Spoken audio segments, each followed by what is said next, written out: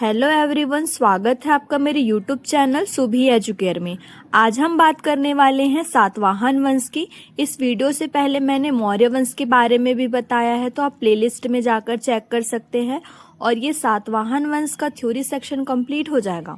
उसके बाद हम क्विक रिवीजन भी करेंगे जो वन लाइनर के फॉर्म में रहेगा। और हाँ, आज मैं आप लोग के लिए एमसीक्यू के क्वेश्चन भी लेकर आई हूँ, जो वो भी रिवीजन के फॉर्म में रहेगा। तो चलो वीडियो को शुरू करते हैं बिना देरी किए। सातवाहन वंश छत्तीसगढ़ के संबंध में है ना।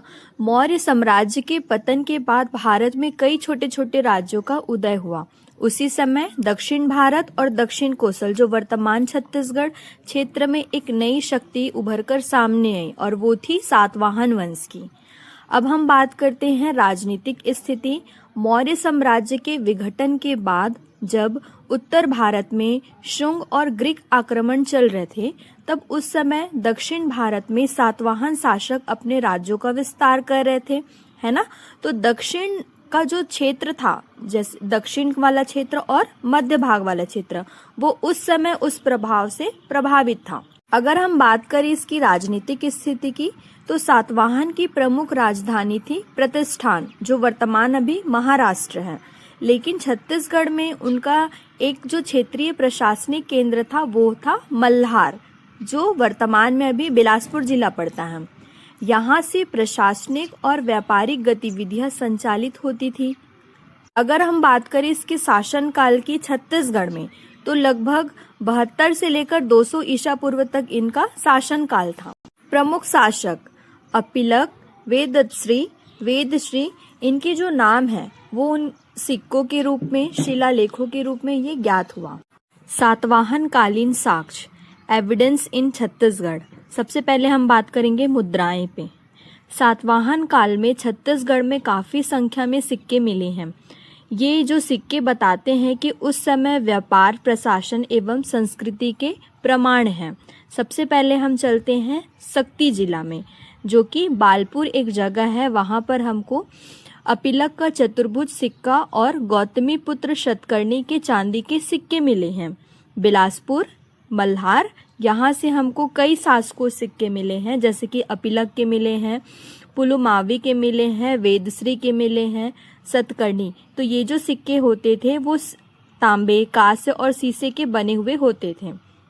चकरबेड़ा, यहाँ से हमको रोम का सिक्का मिलता है। इससे पता चलता है कि सातवाहन काल में विदेशों, जोकर विशेषकर रोम से, वहां से व्यापार होता रहा होगा। बेमेतरा, नवागांव, यहाँ से हमको सिरी 7 लेख वाला ताम्र सिक्का मिला है। मतलब मल्हार से सिमुक। यहाँ पर विशेष तथ्य ये है कि मल्हार से सिमुक सातवाहन वंश के संस्थापक, इसका कोई प्रमाण नहीं मिलता है। अब हम बात करते हैं शिलालेखों की। सातवाहन काल में कई शिलालेख छत्तीसगढ़ में मिले हैं, जो कि सामाजिक और धार्मिक गतिविधियों को बताते हैं। सबसे पहले जाते हैं हम दमोदरहा नाला लेख शक्ति। इसकी भाषा प्राकृत थी। इसमें कुमार वद्दश्री द्वारा ब्राह्मणों को दो बार, है ना, 1000 गाय दान में देने का उल्लेख है। यह दिखाता है कि उस समय गौदान और ब्राह्मणों के प्रति आदर का प्रचलन था। यह स्थान अब ऋषभ तीर्थ के नाम से जाना जाता है, क्योंकि यहाँ पर ऋषभ देव का मंदिर है। वही हम चलते हैं विक्रमपुर, खैरागढ़। यहाँ पर वद्दश्री का एक और अन्य साक्ष्य मिलता है।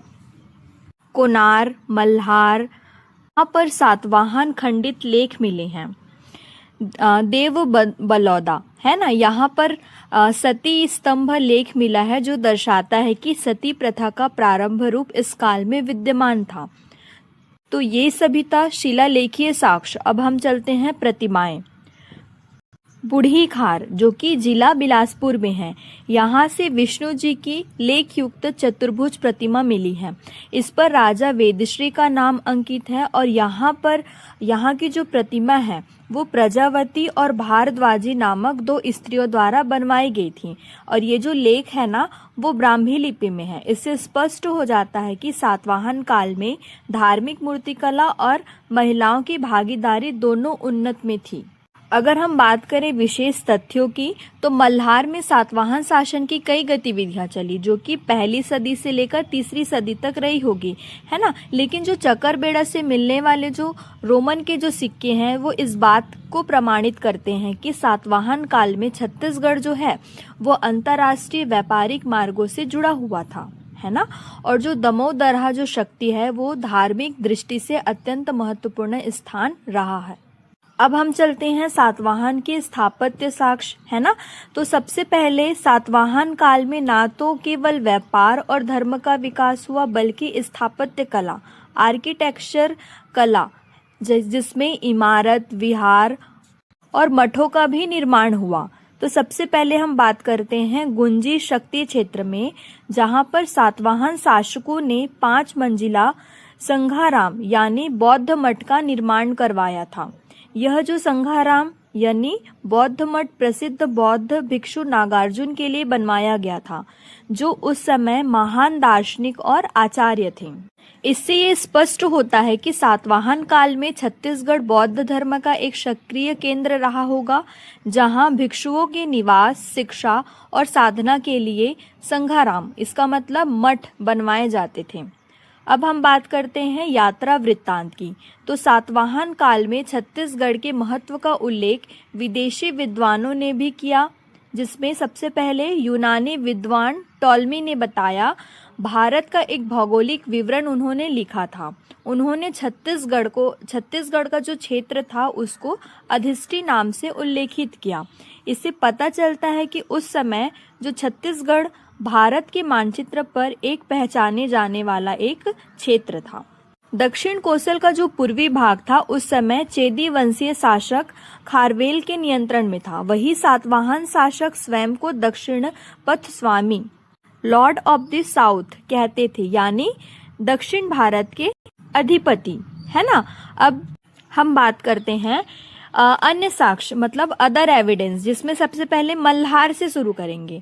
तो यहाँ से हमको सातवाहन काल के 2 शासक मिले, जैसे कि पुडुवामी, जिसको पुलुवामी, और इसीनाग के शिलालेख मिले हैं जो इस क्षेत्र में उनके शासन की पुष्टि करते हैं।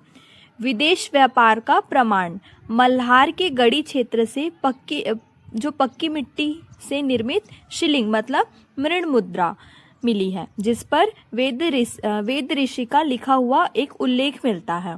यह मुद्राएं व्यापारिक दस्तावेजों को सील करने के लिए प्रयोग किया जाता था। यानी ये प्रमाण बताते हैं कि उस समय छत्तीसगढ़ में संगठित व्यापार और प्रशासनिक व्यवस्था थी। बूढ़ी खार जो मल्हार एरिया में है, यहाँ पर सातवाहन शासकों ने एक पोटानार नामक तालाब का निर्माण करवाया था, जिससे ये स्पष्ट हो जाता है कि वे जन कल्याण और जल संरक्षण पर भी ध्यान देते रहे होंगे। तो ये था हमारा थ्योरी सेक्शन। अब हम इसका सुपर क्विक रिकैप देख लेते हैं। मल्हार हमको पता हो जाता है कि एक बहुत बड़ा प्रशासनिक केंद्र रहा होगा। चकरबेड़ा जहाँ पर विदेशी, है ना, रोम से व्यापार का प्रारंभ हुआ था। दमोह दर्रा, यहाँ पर वेदश्री का क्या पता चलता है, गोदान के बारे में। बूढ़ी खार, यहाँ पर विष्णु की प्रतिमा और वेदश्री के विषय में पता चलता है। गुंजी, यहाँ पर नागार्जुन, संघाराम का मतलब होता है बौद्ध मठ की स्थापत्य का पता चलता है। टॉलमी ने छत्तीसगढ़ को क्या कहा, अधिष्ठि, मतलब भारत संघ में अगर देखें तो छत्तीसगढ़ को अधिष्ठि के नाम से उल्लेखित किया है।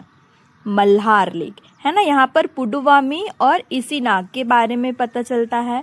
पोटानार तालाब, यहाँ पर सातवाहन कालीन जलस्रोत के विषय में हमको जानकारी मिलती है।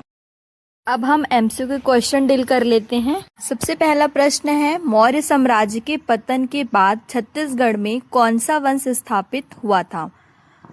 ऑप्शन ए कण्व वंश, शुंग वंश, सातवाहन वंश या फिर चेदी वंश। इसका राइट आंसर हो जाएगा सातवाहन वंश। क्वेश्चन नंबर 2, सातवाहन वंश की क्षेत्रीय राजधानी छत्तीसगढ़ में कहाँ थी? सिरपुर में, मल्हार में, गुंजी में या चकरबेड़ा में? तो कहाँ पर थी? मल्हार में। 3rd क्वेश्चन है, दमोह दर्रा नाला लेख किससे संबंधित है? अशोक से, कुमार वद्दश्री से, पुलवामी से या गौतमी पुत्र शतकर्णी से? किससे संबंधित है? कुमार वद्धश्री से। वद्धश्री ने ब्राह्मणों को कितनी बार 1000 गायें दान में दी थी? 1 बार, 2 बार, 3 बार या 4 बार? कितनी बार दी थी? 2 बार। बूढ़ी खार बिलासपुर की विष्णु प्रतिमा किसके द्वारा बनवाई गई थी? सातवाहन शासक द्वारा, प्रजावती व भारद्वाजी नामक स्त्रियों के द्वारा, राजा वेदश्री के द्वारा या नागार्जुन के द्वारा? किसके द्वारा बनवाई गई थी? प्रजावती व भारद्वाजी नामक स्त्रियों के द्वारा। 6 नंबर क्वेश्चन है, चकरबेड़ा से कौन सा सिक्का प्राप्त हुआ है? ऑप्शन है मौर्य सिक्का, गुप्त सिक्का, रोम का सिक्का या फिर चेदी सिक्का। किसका सिक्का मिला है? रोम का सिक्का। शक्ति बालापुर से किन शासकों के सिक्के मिले हैं? ऑप्शन दिए हैं अशोक और बिंदुसार, अपिलक और गौतमी पुत्र शतकर्णी, पुलवामी या फिर इसीनाग, वेदश्री और नागार्जुन। तो किसके मिले हैं? अपिलक और गौतमी पुत्र शतकर्णी। 8वें प्रश्न पे चलते हैं। बेमेतरा नवा गांव से मिला सिरी 7 लेख किस पर अंकित है? पत्थर स्तंभ पर, ताम्र सिक्के पर, मिट्टी की मूर्ति पर या फिर ताम्र पत्र पर, है ना? तो किस पर लेख लिखा हुआ है? ताम्र सिक्के पर लेख लिखा है। सेकंड लास्ट क्वेश्चन है, गुंजी शक्ति में सातवाहन कालीन कौन से निर्माण प्रसिद्ध है? विशाल स्तूप का, 5 मंजिला संघाराम का, बौद्ध विहार का या फिर जैन मंदिर का? किसका है? 5 मंजिला संघाराम का, जो किसको बताते हैं? बौद्ध मठों को बताते हैं। हमारा आज का लास्ट क्वेश्चन है, यूनानी विद्वान टॉलमी ने छत्तीसगढ़ क्षेत्र को किस नाम से उल्लेखित किया है? अधिष्टि, कौशल, प्राची या कांति? तो ये था आज का हमारा इम्पॉर्टेंट टॉपिक। आई होप आप लोग को ये वीडियो बहुत अच्छे से समझ में आया होगा। इसी तरह के इंटरेस्टिंग टॉपिक से जुड़े रहने के लिए चैनल को सब्सक्राइब करें, लाइक, शेयर और कमेंट करना भी ना भूलें। तो मिलते हैं ऐसे इंटरेस्टिंग टॉपिक के साथ। जय भारत, जय छत्तीसगढ़।